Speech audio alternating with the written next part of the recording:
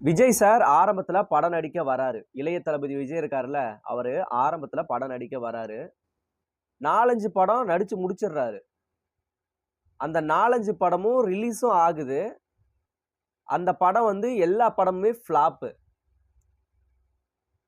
விஜய் சாரோட அப்பா சந்திரசேகர் இருக்கார்ல, அவரு உடனே விஜயகாந்த் சார போய் நேர்ல போய் பார்க்குறாரு. விஜயகாந்த், என் பையன் படம் நடிக்க ஆசைப்படுறான். 4 படம் நடிச்சு முடிச்சுட்டான். ஆனா, அவனோட படம் வந்து எதுவுமே ஹிட் ஆகல. எதுவுமே சரியா ஓடல. மக்களுக்கு புடிக்கல. அதனால நீ கொஞ்சம் சப்போர்ட் பண்ணு விஜயகாந்த் அப்படின்னு நேர்ல போய் கேட்குறாரு. உடனே விஜயகாந்த் சார் என்ன பண்றாருன்னா, நீங்கலாம் செந்தூர பாண்டியன் அப்படிங்கிற ஒரு படம் பார்த்திருப்பீங்க. அந்த செந்தூர பாண்டியன் படத்துல விஜயகாந்த் சாருக்கு தம்பியா விஜய நடிக்க வைக்கிறாரு.